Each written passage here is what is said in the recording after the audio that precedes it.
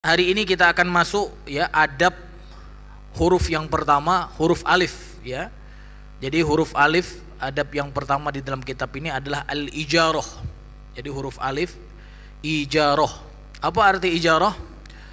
Memperkerjakan orang. Jadi Bapak Ibu yang dirahmati Allah, kadangkala seorang berhajat ya untuk menyewa tenaga orang lain, satu ataupun lebih, atau memperkerjakannya untuk suatu pekerjaan tertentu, baik karena memang ia membutuhkannya maupun karena ia tidak mampu melakukan pekerjaan itu seorang diri. Pada kondisi itu ia harus mengetahui apa? Adab-adab Islami dan bimbingan yang berkaitan dengan ijarah, yaitu memperkerjakan orang. Di sini penulis mengatakan kami akan menyebutkan ya menurut apa yang kami ketahui dengan pertolongan Allah Subhanahu wa taala. Artinya apa? Beliau akan sebutkan beberapa adab memperkerjakan orang yang sesuai dengan Al-Qur'an dan sunnah Nabi Muhammad sallallahu alaihi wasallam. Ini tentu penting Bapak Ibu dirahmati Allah, karena kita tidak terlepas kadang meminta orang untuk bekerja kepada kita, baik karena kita memang membutuhkan atau karena kita tidak mampu mengerjakan sendiri ya. Nah, penting bagi kita seorang muslim ketika mempekerjakan seseorang itu ya harus sesuai dengan adab yang ada di dalam Al-Qur'an dan juga sunnah Nabi. Yang pertama apa? Adab mempekerjakan orang itu hanya memperkerjakan sesama muslim ya. Kaum muslimin berkewajiban untuk mempekerjakan sesama muslim saja.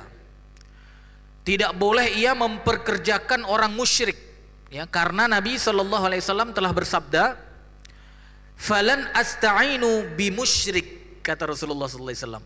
Ya, aku tidak akan meminta bantuan kepada orang musyrik.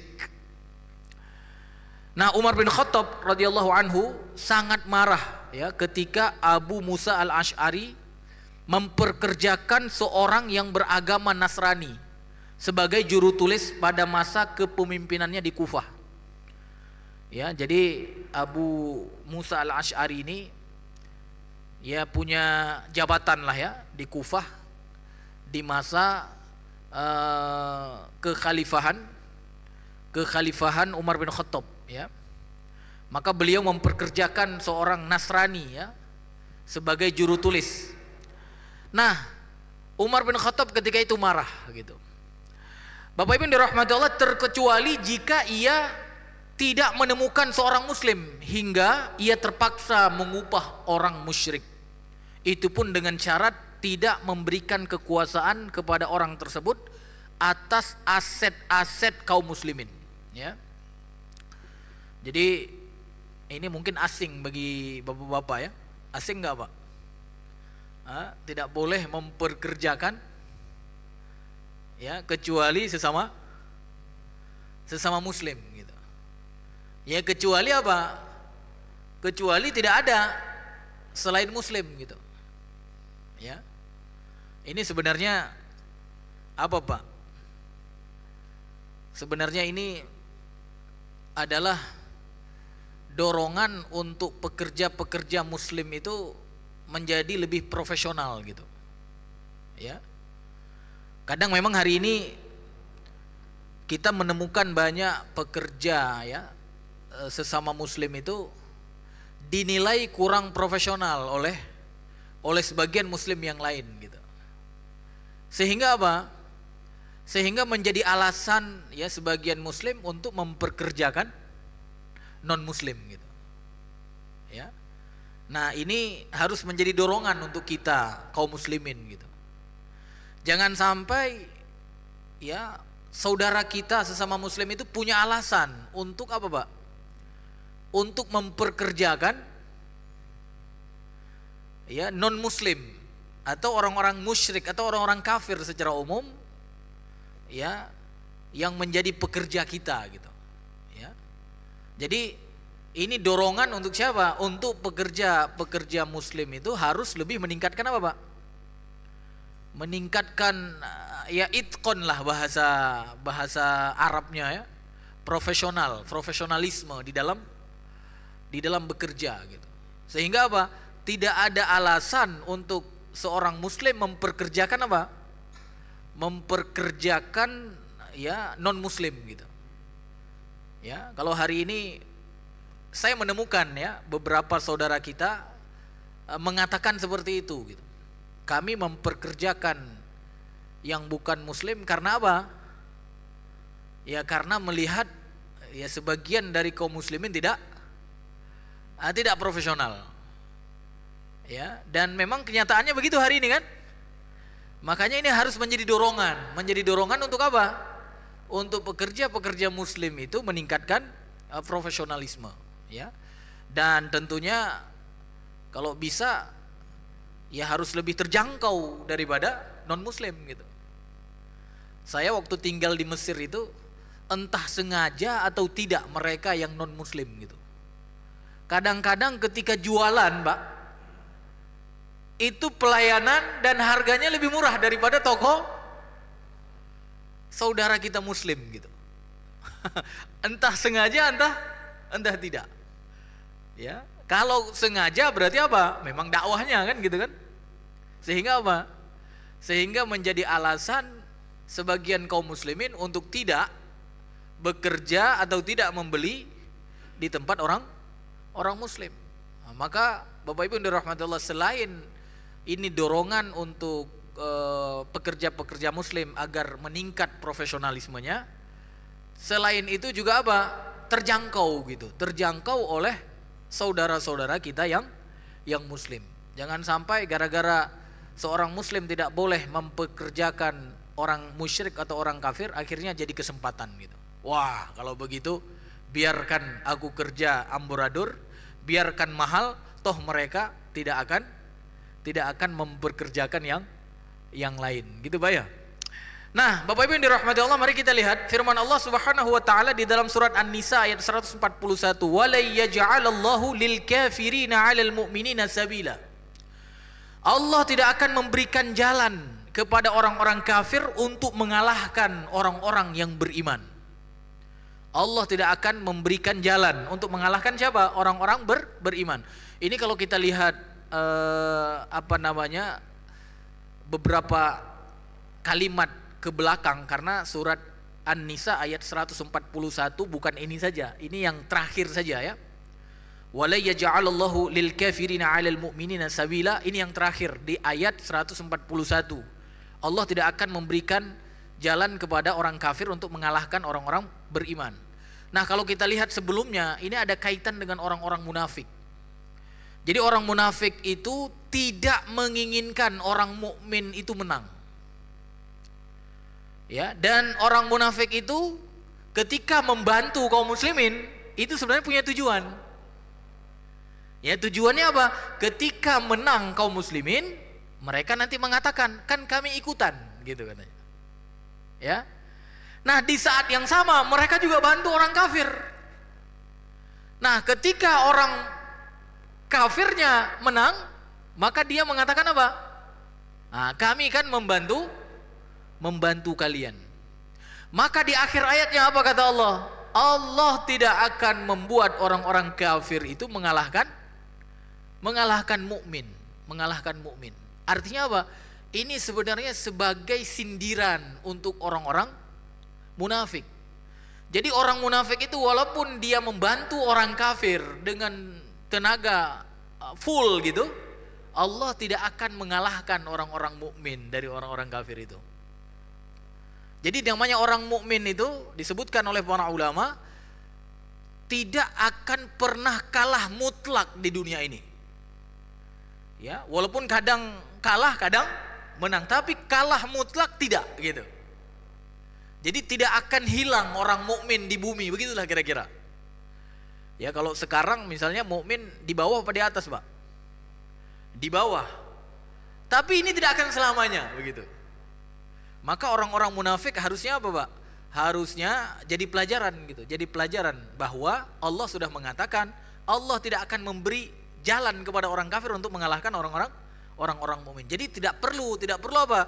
Tidak perlu mereka bergantung kepada orang-orang kafir.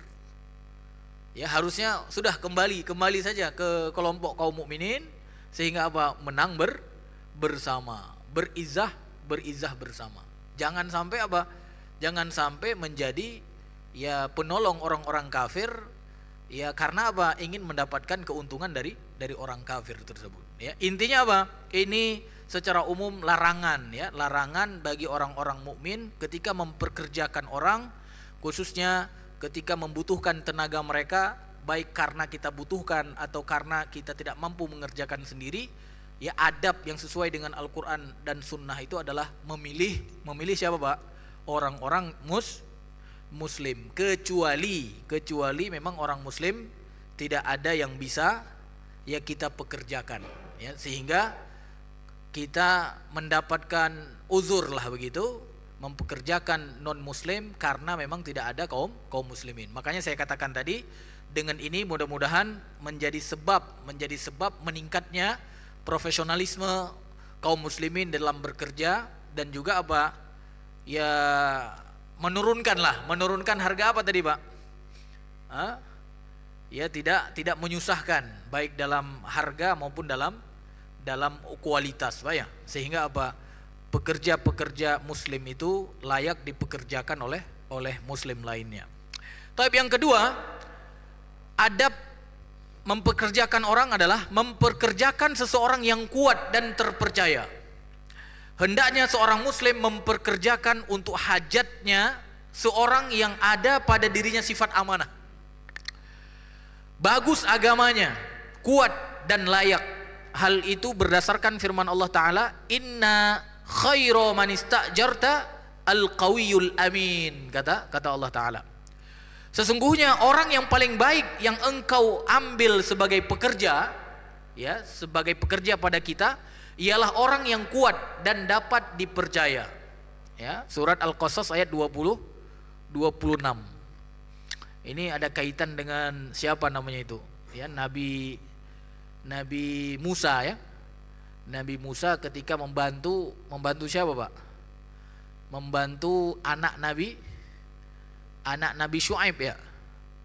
Ya, ketika membantu memberikan makanan minuman kepada gembalaan-gembalaannya ya. Maka nanti kan dinikahkan kan dengan anak tersebut. Maka ini ada hubungan dengan pekerja nanti ya. Karena pada Nabi Musa itu ada kekuatan dan ada apa? Sifat amanah gitu. Maka sebaik-baik ya orang yang kita pekerjakan itu dia yang pertama orang yang kuat gitu. Yang kedua siapa? Orang yang terpercaya. Sebab orang yang memiliki sifat-sifat seperti ini akan mampu melaksanakan tugas dan lebih bertakwa kepada Allah dalam tugasnya.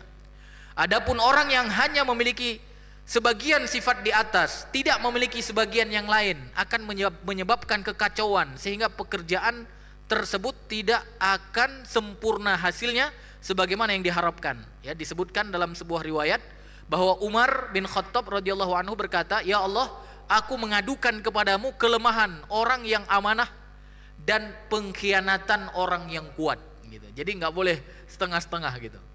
Kalau amanah doang nggak kuat, itu juga gimana, Pak? Ya nggak sempurna. Atau kuat doang tapi tidak amanah gitu. Makanya Bapak, di antara ciri pemimpin yang pernah saya baca itu, ya kalau kita ingin menjadikan seorang menjadi pemimpin, nah ini salah satu ciri-cirinya, Pak. Ya, karena pemimpin itu kan sebenarnya sedang dipekerjakan kan, apalagi di Indonesia kan. Karena di Indonesia itu pemimpin digaji kan, digaji oleh siapa, Pak? Kalau hukum di Indonesia pemimpin itu digaji rakyat. Berarti secara tidak langsung dia sedang dipekerjakan rakyat. Maka kalau kita ingin mempekerjakan seseorang menjadi pengelola negara, berarti yang terbaik apa? Yang pertama al-qawiyun, yang kedua apa? Al-amin. Jadi kuat dan terpercaya. Jangan satu-satu saja, kuat saja nggak terpercaya, nggak sempurna. Atau amanah saja nggak kuat, sama saja. Makanya Umar memohon kepada Allah, Pak, ya Allah, aku mengadukan kepadamu kelemahan orang yang amanah. Kelemahan orang yang amanah. Artinya apa? Dia amanah tapi lemah gitu. Ya, nggak berfungsi, Pak ya. Dia amanah tapi di depan koruptor gimana? Atau dia kuat tapi tak amanah gitu. Dia kuat tapi tak amanah gitu. Powernya ada gitu ya, tapi tak amanah. Maka Bapak Ibu yang dirahmati Allah, mudah-mudahan ya ke depan nih sebentar lagi kan kita mau pekerjakan seseorang untuk mengelola Indonesia ya. Mudah-mudahan nanti kita bisa memilih yang pertama yang kuat, yang kedua apa? Yang amanah. Bapak cari sendirilah ya. Cari sendiri yang kuat dan amanah ya. Baik, Bapak Ibu yang dirahmati Allah, yang ketiga adab mempekerjakan ya seseorang yang ketiga itu adalah kemudahan dalam muamalah. Yang dimaksud adalah muamalah antara majikan dan pekerja yang diwarnai dengan kemudahan, kelembutan dan penuh kerelaan hati. Islam sangat menganjurkan ya kemudahan dalam semua muamalah. Rasulullah SAW bersabda, rahimallah rajulan samhan idza ba'a wa idza ishtara wa idza iqtada. Allah merahmati orang yang mudah jika menjual. Ya, Allah merahmati orang yang mudah jika membeli, dan Allah merahmati orang yang mudah jika menagih ya. Jadi ketika menjual, ketika membeli, ketika menagih tidak apa, Pak? Tidak mempersulit gitu ya. Ini adalah adab yang sesuai dengan apa? Dengan Al-Qur'an dan Sunnah. Nah, yang keempat, adab ketika mempekerjakan seseorang itu sesuai dengan kesepakatan. Maksudnya apa? Kesepakatan yang telah disetujui sebelumnya. Jadi ketika ingin mempekerjakan seseorang harus ada apa, Pak? Harus ada kesepakatan. Jangan pekerjakan nanti gajinya terserah Bapak. Ini bukan adab yang sesuai dengan Islam. Harus ada kesepakatan, ya. Maksudnya adalah kesepakatan yang telah disetujui sebelumnya, yakni tentang pekerjaan yang diminta. Penjelasan ya perihal karakter dan perinciannya serta upah yang pantas sehingga tidak merugikan salah satu pihak. Dan kesepakatan ini akan memutuskan sebab-sebab perselisihan, menutup pintu masuk syaitan serta mencegah kecurangan dan penipuan. Sebagaimana pula majikan tidak boleh memanfaatkan kefakiran pekerja atau memaksanya untuk mengerjakan sesuatu hingga merugikan haknya atau memberinya upah yang tidak pantas dan tidak sesuai dengan pekerjaan. Nah, dalil disyariatkan kesepakatan dan penetapan upah adalah sabda Rasulullah SAW ketika ditanya tentang pekerjaan beliau mengembala kambing. Beliau SAW bersabda, kuntu ar'aha ala qararita li ahli Makkah. Aku mengembala kambing milik penduduk Mekah dengan upah beberapa qirad. Artinya apa? Ketika Rasulullah SAW mengembala kambing dulu punya penduduk Mekah itu ada upahnya, ya, ala qararid. Artinya apa? Ya, beberapa qirad. Di sini ada penjelasan ya. Penjelasan qirad itu apa? Yang dimaksud dengan qirad itu adalah bagian dari dinar atau dirham. Satu qirad 4/6 dinar, sama dengan setengah danik, 1/4 dirham. Dan 1 dirham sama dengan 6 danik.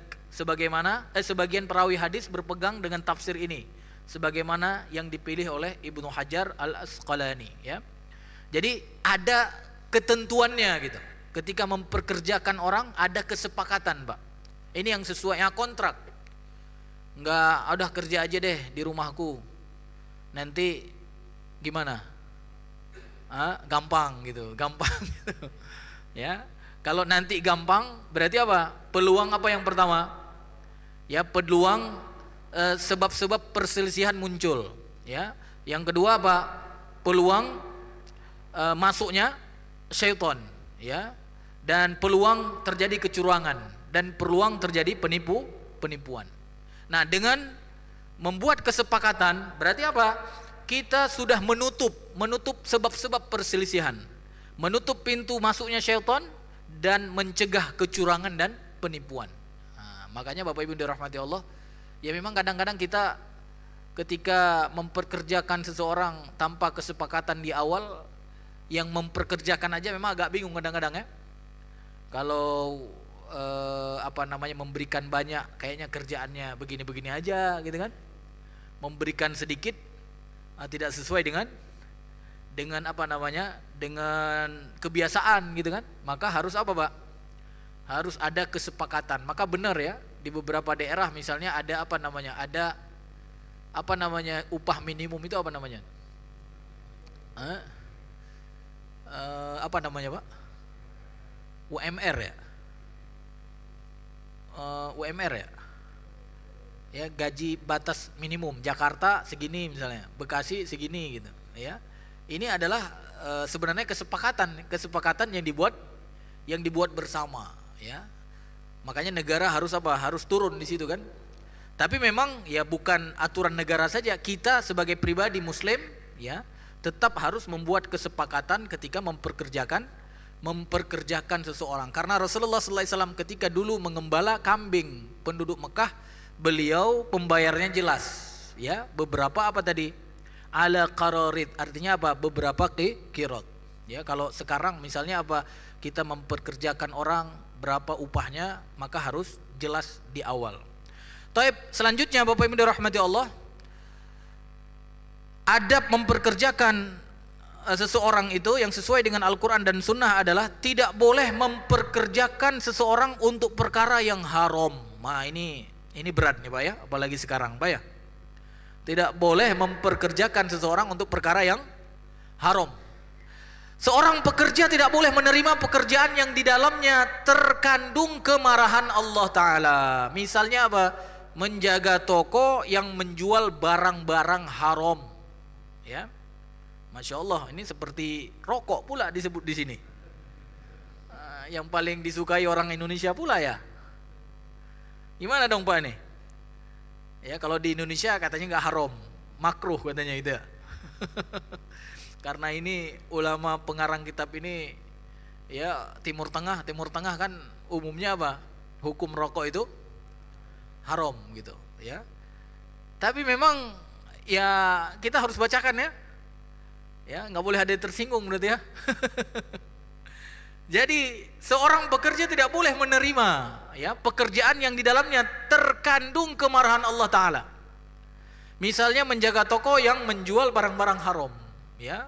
Misalnya seperti rokok gitu. Berarti gimana dong Pak?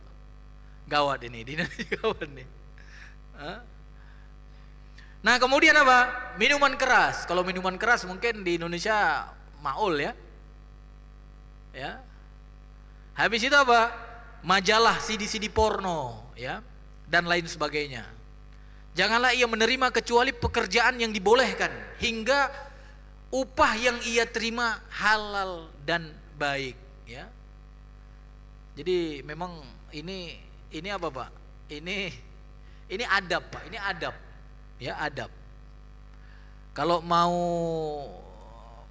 jadi orang yang selamat ya memang begitu ya. Saya pernah gitu ya buka toko gitu ya, toko kecil-kecil gitu ya. Kata orang di sekitar saya ketika itu toko kamu nggak akan maju katanya. Apalagi toko kamu nggak jual rokok kata dia. Paham nggak Pak? Itu ketika saya di kampung ya. Di Aceh dulu ya.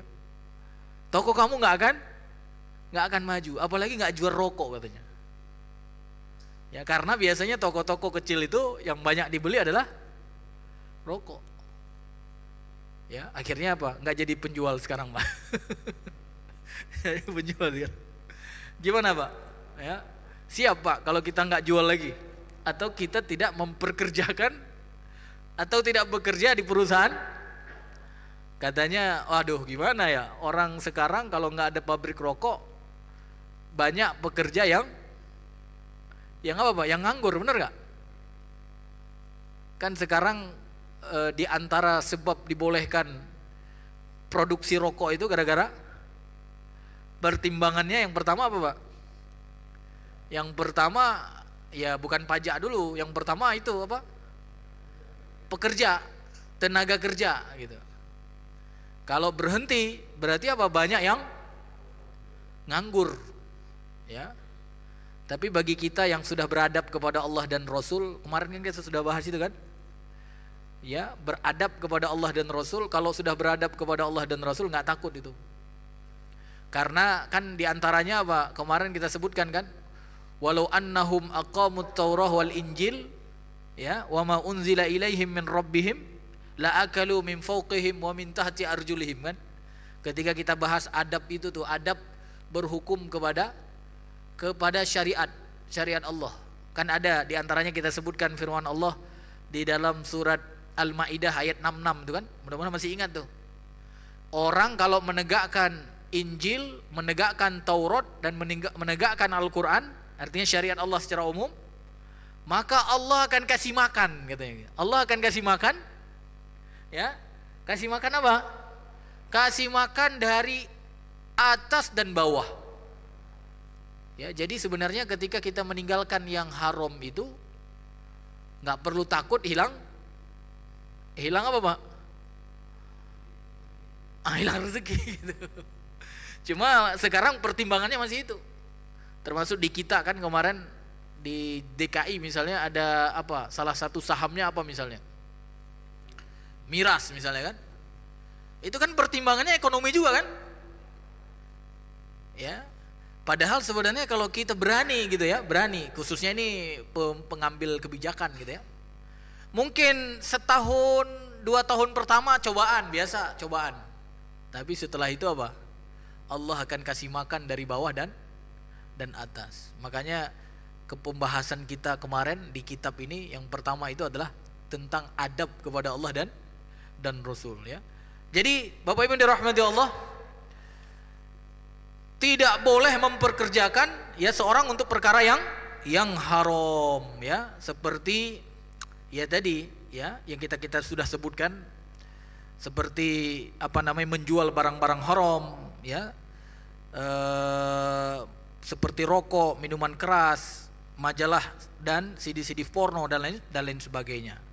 Janganlah ia menerima kecuali pekerjaan yang diperbolehkan hingga upah yang ia terima itu halal dan baik ya. Demikian juga bagi majikan. Janganlah ia memperkerjakan seseorang untuk membantunya melakukan pekerjaan yang haram. Hal demikian akan menambah dosa pada dosanya yang pertama. Ya. Artinya apa? Yang melakukan perbuatan haram dengan dosa baru, yaitu mengikut sertakan orang lain dalam perkara haram tersebut. Pada asalnya ia juga tidak dibolehkan melakukan hal itu. Jadi memperkerjakan seseorang untuk perkara haram adalah suatu yang batil dan tidak dibenarkan. Sebagaimana tidak boleh seorang majikan memaksa buruh mengerjakan sesuatu yang mendatangkan kemurkaan Allah Ta'ala. Jadi kalau majikan dapatnya 2 dosa berarti Pak ya? Ya, dapat 2 dosa. Kenapa dapat 2 dosa? Karena yang pertama dia menjual yang haram, yang kedua membuat orang lain jadi berdosa. Kenapa berdosa? Ya karena orang lain jadi ikut melakukan dosa. Serem Pak ya. Jadi majikan-majikan di sini hati-hati Pak. Makanya saya nggak jadi buka toko yang ada apa Pak? Yang ada barang-barang yang dilarang ya, minimal apa? Minimal syubhat lah ya. Kalau di Indonesia kayak seperti rokok nggak setuju haram ya, mayoritas mengatakan apa? Makruh gitu ya. Minimal makruh ya. Taib, Bapak Ibu dirahmati Allah, yang keenam adab mempekerjakan orang lain adalah amanah dalam melaksanakan tugas dan pekerjaan ya. Ini mudah-mudahan Bapak Ibu dirahmati Allah jadi ilmu yang bermanfaat Pak ya. Dan mudah-mudahan kita bisa amalkan Pak. Bayangkan segini jamaah yang hadir pada hari ini punya tekad gitu ya, memperkerjakan orang sesuai dengan adab Al-Quran dan Sunnah gitu ya. Maka berapa banyak pekerja yang kemudian apa? Tersentuh dengan Al-Quran dan Sunnah gitu ya. Karena Masya Allah kan, ketika kita punya usaha, kita pekerjakan dia dengan adab yang sesuai dengan Al-Quran dan Sunnah, kan otomatis pekerja tersentuh apa Pak? Tersentuh Al-Quran dan Sunnah. Dan itu dakwah Pak. Jadi dakwah itu nggak mesti yang menyampaikan ayat-ayat dan menyampaikan hadis-hadis. Ketika Bapak praktekkan adab-adab di saat mempekerjakan ya orang lain sesuai dengan Al-Quran dan Sunnah gitu ya, maka di saat itu apa? Di saat itu berarti kita sudah membuat mereka menyentuh gitu, menyentuh Al-Quran dan Sunnah gitu. Subhanallah Pak ya, Insya Allah Pak ya. Yang keenam apa? Amanah dalam melaksanakan tugas dan pekerjaan.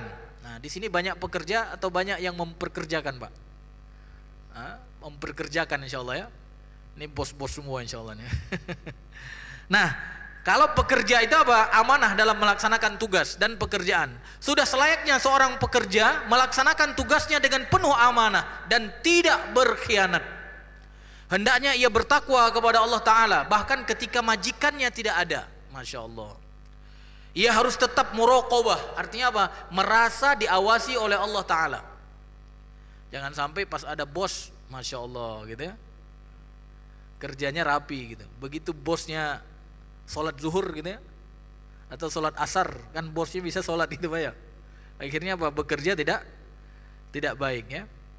Jadi harus merasa diawasi ya oleh Robnya dalam melaksanakan tugas yang dibebankan kepadanya. Sungguh ini merupakan sifat amanah ya. Allah Ta'ala berfirman, innallaha ya'murukum an tu'addul amanat ila ahliha. Kata Allah Ta'ala, sungguh Allah menyuruhmu menyampaikan amanat kepada orang yang berhak menerimanya. Masya Allah. Makanya Bapak Ibu dirahmati Allah, kalau ya tuan dan pekerja itu menjalankan adab yang sesuai dengan Al-Quran dan Sunnah, Masya Allah, berkah banget Pak ya, antara tuan dan pekerja, enak gitu Pak ya. Ya, makanya ada dulu di zaman siapa? Di zaman Umar atau siapa? Ada penjual pengembala kambing gitu kan? Yang kemudian diminta gitu kan? Diminta agar kambingnya dibeli gitu kan? Tapi karena amanah, dia nggak jual karena bukan punya dia kan? Ya, karena amanah dia nggak jual, bukan punya dia. Sama pembeli dibilang kan nggak ada yang lihat. Gitu kan, kamu jual aja satu, banyak ini nggak ada yang lihat gitu ya. Tapi Rob yang punya tahu, memang nggak, yang punya nggak tahu, tapi Rob yang punya yang tahu. Masya Allah ya. Taib. Kemudian apa? Nomor 7, adab memperkerjakan orang sesuai dengan Al-Quran dan Sunnah adalah menyerahkan hasil keuntungan kepada majikan. Nah ini kalau pekerja yang berhubungan dengan bisnis ya. Seorang pekerja hendaknya menyerahkan keuntungan kepada majikannya karena hal itu merupakan bentuk penunaian amanah. Rasulullah SAW bersabda, al-khazin al-amin alladhi yuaddi ma umira bihi tayyibah. Ya. Nafsuhu ahadun al-mutasaddiqin. Seorang bendahara yang amanah yang menunaikan apa yang telah diperintahkan kepadanya dengan senang hati, termasuk orang yang bersedekah. Ya, jadi menunaikan ya amanah yang telah dipercayakan kepadanya termasuk apa Pak? Termasuk sedekah ya. Jadi bukan tanpa ganjaran ketika seorang pekerja itu amanah. Jadi ketika dia amanah berarti dia seolah-olah sedang bersedekah Pak. Masya Allah. Jadi mungkin pekerja tersebut nggak bisa sedekah seperti tuannya gitu ya, seperti bosnya. Nah dengan dia menjaga amanah, menjaga apa yang ditugaskan, apalagi masalah duit tadi, keuntungannya berapa, benar-benar diberikan kepada tuannya, maka apa? Maka seperti bersedekah. Masya Allah. Tidak boleh ia mengambil suatu pun untuk dirinya, karena itu merupakan pengkhianatan gitu. Ya. Sebagaimana ia tidak boleh menyerahkan keuntungan kepada selain majikannya, itu adalah kezaliman. Demikian juga hendaknya ia bersikap wara', berhati-hati dalam menerima hadiah yang diserahkan kepadanya disebabkan posisinya pada jabatan itu. Nah, karena kalau posisi-posisi yang apa Pak? Yang basah, bisa-bisa nanti dapat hadiah Pak ya. Tapi dia nggak tahu, kadang-kadang yang ngasih hadiah punya apa Pak? Punya tujuan lain gitu ya. Maka seorang yang amanah, mohon maaf, ya hadiahnya yang berhubungan dengan pekerjaan tidak boleh diterima gitu ya. Maka sikap dia seperti itu seperti apa Pak? Seperti dia sedang bersedekah, karena Rasulullah termasuk orang yang bersedekah dia itu. Masya Allah Pak. Taib, ada waktu 7 menit ya sambil nunggu iqomah. Kita lanjutkan satu adab lagi. Namun sebelum saya bacakan yang terakhir ya, tadi belum selesai yang ke-9, yaitu menunaikan hak pekerja ya. Di mana Rasulullah SAW mengatakan, berikanlah upah pekerja sebelum kering keringatnya ya. Janganlah ia berusaha untuk menunda-nunda penyerahannya atau merugikan sedikit pun darinya ya, yakni dengan menahan upah tanpa alasan dan yang semisalnya, sebab perbuatan itu termasuk kategori memakan harta orang secara batil. Maka selayaknya setiap majikan menyadari ya bahwa memakan hak pekerja adalah dosa yang amat besar. Ya, di hadis yang lain Rasulullah SAW bersabda, qala Allah Ta'ala, salasatun ana khasmuhum yaumal qiyamah. Jadi Rasulullah SAW bersabda, artinya apa? Rasulullah menyampaikan hadis qudsi ya. Allah Ta'ala berfirman. Karena kalau hadis yang diawali dengan qala Allah Ta'ala itu hadis qudsi. Ada 3 macam orang yang langsung aku tuntut pada hari kiamat, kata Allah Ta'ala. Yang pertama, rajulun a'tabi thumma ghadara. Yang pertama adalah orang yang membuat perjanjian atas namaku lalu ia melanggar. Makanya hati-hati Pak, membuat perjanjian atas nama Allah sengaja melanggar gitu. Jadi ngucapin insya Allah memang tujuannya untuk ngelanggar, hati-hati tuh. Ya, artinya apa? Dituntut langsung sama Allah. Yang kedua apa? Rajulun ba'a hurrun fa'akala thamanahu. Orang yang menjual orang merdeka lalu memakan hasil penjualannya. Ini termasuk apa Pak? Menjual manusia ya. Nah, yang ketiga apa? Rajulun istajara ajiran fastaufa minhu walam yu'tihi ajrohu. Ya. Orang yang memperkerjakan orang lain, yang orang itu telah menyempurnakan pekerjaannya tetapi ia tidak memberikan gajinya. Hati-hati Pak, Allah Ta'ala tuntut langsung nanti di hari kiamat. Taib, yang terakhir Bapak Ibu dirahmati Allah, adab ya mempekerjakan orang yang terakhir, yang ke-10 adalah menjaga hak-hak pekerja yang pergi. Artinya apa? Nggak sempat dikasih gaji udah pergi gitu. Ya, paham Pak ya? Jadi belum sempat dikasih gaji tapi udah pergi. Gimana uangnya? Kita lihat. Hendaknya seorang majikan tetap menjaga hak-hak pekerja jika pekerja itu pergi sebelum ditunaikan haknya.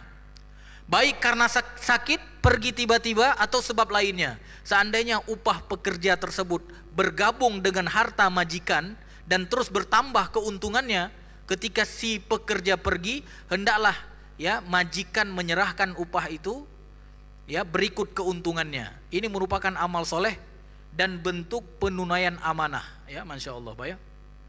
Jadi kalau upah orang yang kita pekerjakan belum dikasih, kemudian pekerjaan sudah pergi, disuruh jaga, dan kalau uangnya kemudian kita kembangkan, berarti apa? Modal, artinya uang dan keuntungannya itu harus apa Pak? Harus diberikan kepada pekerja. Itu amal soleh. Ini merupakan bagian dari amal soleh. Karena Rasulullah SAW pernah mengisahkan tentang 3 orang yang terperangkap di dalam gua. Ya, nah kita bacakan langsung artinya Pak ya. Ada orang ya yang disebutkan oleh Rasulullah SAW terperangkap di gua ya, dan itu nanti menjadi dalil bolehnya berwasilah gitu dengan amal soleh ya. Jadi ada 3 orang disebutkan, 3 macam amal soleh. Cuma disebutkan di sini cuma yang ketiga langsung ya. Orang yang ketiga berkata, ya Allah, aku pernah memperkerjakan beberapa orang pekerja. Aku pun lantas menyerahkan upah ya mereka masing-masing. kecuali upah satu orang yang ia pergi sebelum aku menyerahkan upahnya. Kemudian aku mengusahakan upah itu hingga berkembang menjadi harta yang banyak. Ya. Setelah berlalu beberapa waktu, ia pun lantas mendatangiku seraya-seraya mengatakan, wahai hamba Allah, serahkan upahku kepadaku. Aku berkata kepadanya, semua yang engkau saksikan berupa unta, sapi, kambing, serta budak ini adalah upahmu. Masya Allah, Pak. Artinya apa? Upah yang tadi nggak diambil, diinvestasikan oleh tuan tersebut. Sehingga apa? Jadi kambing, jadi sapi, jadi unta, dan jadi seorang budak. Maka ini punyamu semua. Dia berkata, wahai hamba Allah, janganlah engkau si pekerja itu sampai mengatakan, wahai hamba Allah, janganlah engkau bergurau denganku. Nggak masuk akal nih, kok hartaku jadi banyak gitu kan?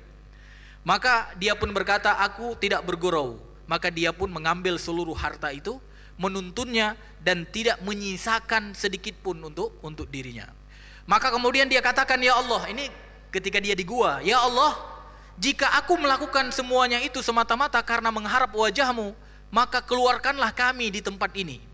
Batu itu pun bergeser hingga mereka bertiga dapat berjalan keluar. Artinya apa? Menginvestasikan upah yang belum diberikan kepada pekerja dan kemudian diberikan hasilnya semuanya kepada pekerja yang belum ambil itu adalah salah satu amal soleh. Nah, seandainya pekerja itu telah meninggal sebelum ia menerima upah, maka hendaknya majikan menyerahkan upah itu kepada ahli warisnya dengan segera, sebab mereka lebih berhak atas upah tersebut. Dan ini merupakan bentuk penunaian amanah. Jika majikan sudah berusaha mencari ahli waris pekerja itu, namun tidak juga menemukannya, hendaknya ia bersedekah senilai upah itu atas nama pekerja tersebut. Wallahu alam. Inilah akhir dari apa yang Allah mudahkan bagiku, kata pengarang kitab ini, dari adab-adab yang berkaitan dengan ijarah yang jumlahnya ada 10. Taib, Bapak Ibu yang dirahmati Allah, mudah-mudahan kita semua baik yang menjadi pekerja maupun yang menjadi majikan bisa mengamalkan adab ya di dalam memperkerjakan orang sesuai dengan Al-Qur'an dan sunnah Nabi Muhammad sallallahu alaihi wasallam. Nakhtatim bi doa kafaratul majlis. Subhanakallahumma wa bihamdika asyhadu an la ilaha illa anta astaghfiruka wa atubu ilaik.